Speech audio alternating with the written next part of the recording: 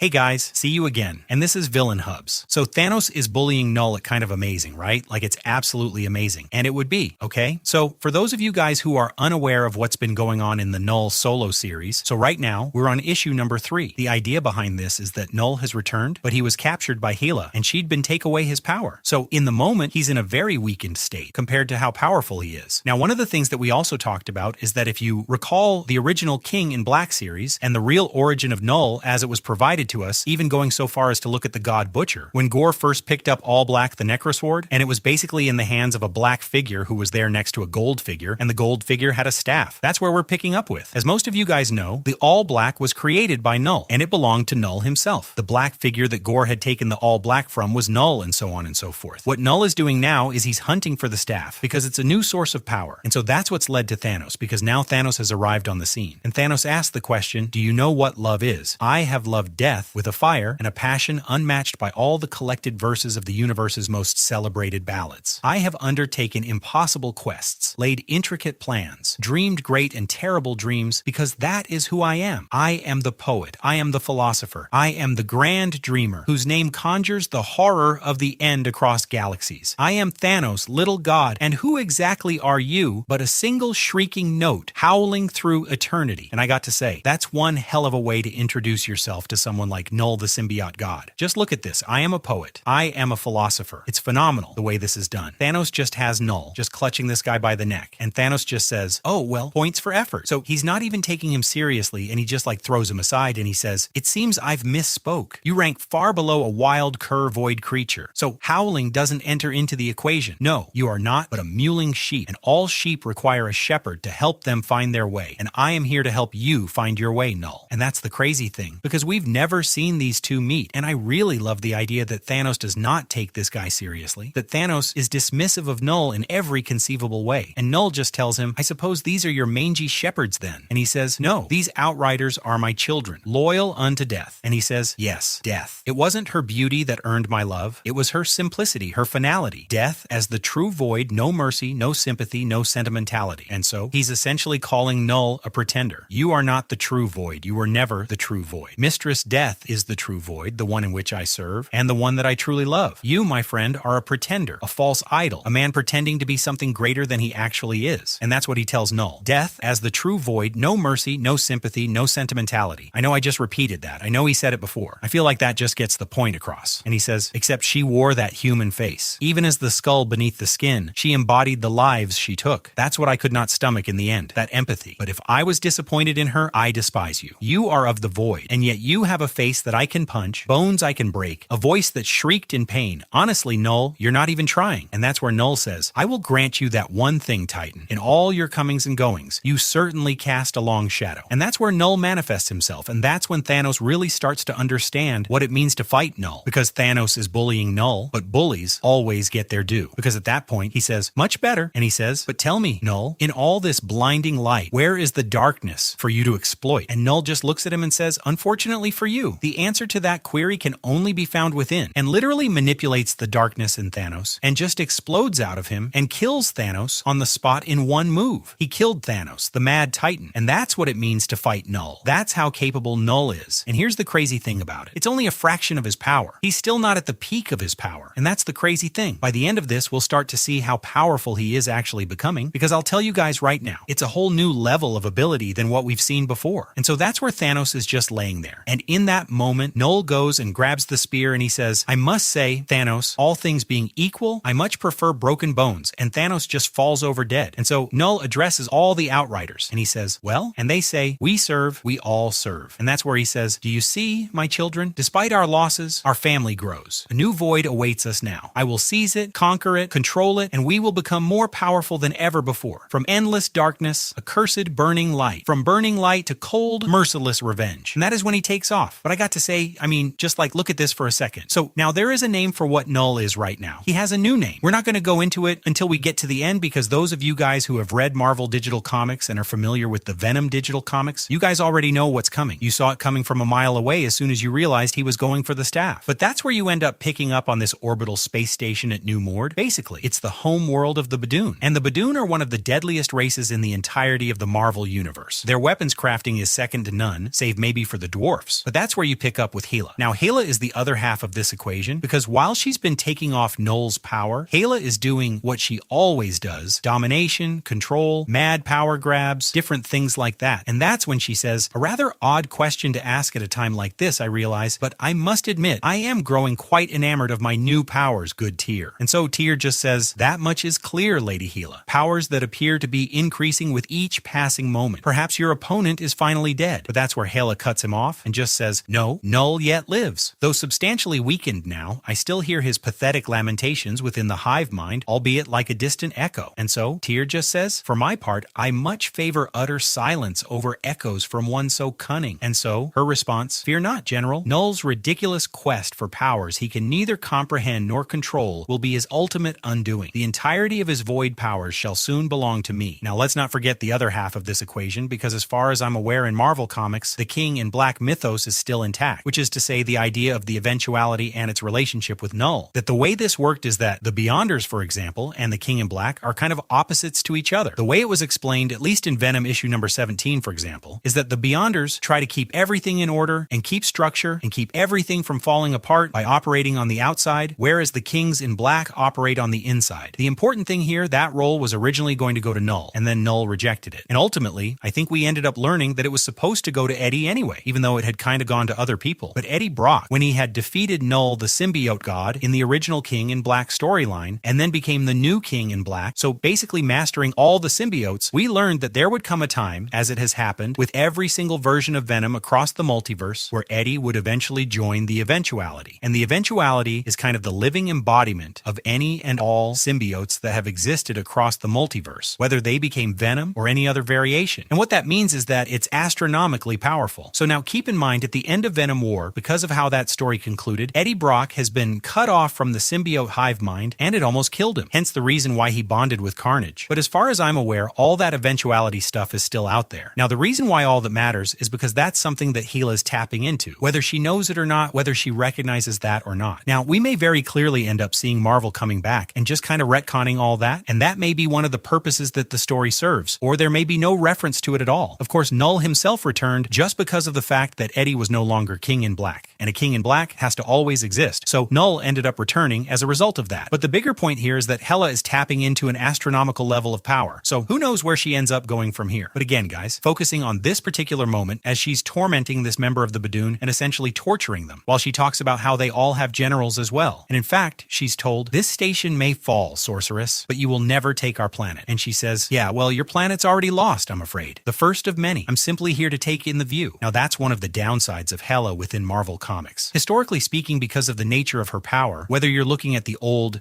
Tales of Asgard comics as backup features in the old Thor stories from Stan Lee and Jack Kirby, or you're talking about Hela in a more recent age, the bigger point is that she usually finds herself becoming arrogant, getting caught up in the level of power that she has, whatever that plan for power grab happens to be. And that's what's happening here, where she's kind of getting carried away with all the abilities that she has. Her arrogance is more often than not her downfall, but there are times when, despite how arrogant and cocky and reckless a person is, the level of power they have is so extreme that that power makes up for whatever other weaknesses that they would have. A lack of battle strategy, a lack of understanding with regards to other people's powers, whatever the case happens to be. But that's where you switch back over to the character of Knull. Now, what Knull ends up doing is he tells us, from a nameless planet to a nameless star, it seems our journey into the light becomes more ignominious with each passing moment. Yet despite the inferno that awaits us, we must continue forward at all costs. Our ultimate destiny is locked away within the core of this star, and I now possess the key to open it and the harsh experience to survive it. And we know to whom we owe appreciation for that, don't we? And that's when he says, the sniveling earthling and venom host, Eddie Brock, who exiled me to a fiery, deathless limbo, tearing away my station as the King in Black, only to pathetically surrender my rightful crown like the worthless insect he truly is. And now that wretched witch has her sights set on my throne. Now this is big because what it establishes is that everything that was going on in Venom War and everything that Eddie Brock was doing when he was the King in Black, Knull saw it all. He was watching it all unfold, seeing everything taking place. That's significant because now he has information, and information is power. But that's why I also say this may very well tie into the larger Venom story that's being told right now in Marvel Comics. But that's when he says, but Hela will fail too, as did her lapdog Thanos before her, and as did Brock. And it is Brock's pitiful visage I see before me now, children, his weakness and his frailty that drive me forward. It is Brock that I hate most of all, more than Thanos and more than Hela, more even than the light. And yet it is Brock who will save me, who will save us all. And so he enters into the star, and when that happens, it works as a gateway because he emerges on the other side. And in looking up, he sees a version of Eddie Brock who simply says, "Welcome to the Lumina, Knull. It took you long enough." Because this is the illuminated version of Eddie Brock from the original Sin digital comic. So let's kind of take a step back from the story for a second, and let's wind back to the King in Black storyline. Do you guys remember how that ended and how it was that Eddie Brock beat Knull in the first place? That Eddie Brock was basically able to attain the light, but it was effectively the Enigma Force. Just the force of creation, essentially. But the antithesis to everything that was Knull. When that story ended, Eddie walked away from the light, and Eddie ended up becoming the King in Black. And that's what set him on that path. When he ended up meeting all those different variations of himself, like Tyro and Meridius and so on and so forth. As a kind of FYI, because this will be a little important for what we talk about here in a second, Meridius was kind of like the final stage of Eddie Brock before he would merge with the Eventuality. For those of you guys who were a little confused about the run of Venom under Al Ewing, the whole idea behind Meridius, his whole goal, was to basically prevent himself from merging with the Eventuality and just kind of maintain his level of power with all the abilities that he had at his disposal. That was his goal. But ultimately, again, he failed. And it was inevitable that he was going to merge with the Eventuality. He was waging against the storm. There was nothing he could do to stop it. In a different reality, Earth 62466, Eddie Brock never got rid of the light, and Eddie Brock stayed with it. And so in a lot of ways, this version of Eddie Brock is very similar to Peter Parker during the Spider-Verse story, which was a version of Peter who had kept the Enigma Force after the Acts of Vengeance storyline in Marvel Comics. When Loki united all the villains together, Peter Parker got the Enigma Force in that story. That's the story where he punches the Incredible Hulk into the stratosphere just based on sheer strength alone. Eddie Brock here is very similar to that, so I wouldn't go so far as to call him a king in white. That's what the Beyonders are in Marvel Comics. He's kind of his own thing. But what you have here now is what's called the Light Force dimension. That instead of doing what the King in Black, Knull, had done, or even Meridius or anybody like that who would use the symbiotes, well, technically, Meridius hollowed out their sentience. But instead of using the symbiotes to increase his power, what he ended up doing was actually using the symbiotes and turning the hive mind into a place that was essentially a meditation area, a place to think, a place to process, and a place to understand what was going on with any particular conflict that was going on out there. The important thing to understand is this: illuminated Eddie Brock is astronomically powerful, so much so he defeated the Chaos King in his own native reality. Now, it is important to specify that original Sin comic where all this happens is a Marvel digital comic book, so it's designed to be read on an iPhone. So we could cover it, but I don't really know how it would look if we tried. It would just be a bunch of vertical shots is really all it would be. It wouldn't look anything like this. But it is important to understand we're talking about what is potentially a redemption arc for Knull, and Knull possibly becoming a good guy, and certainly if not a good guy, drastically more powerful than he's ever been in the history of Marvel Comics. But with that being said, guys, we're going to end this video. Hopefully you guys enjoyed it. If you did, drop a like. Thank you all for watching.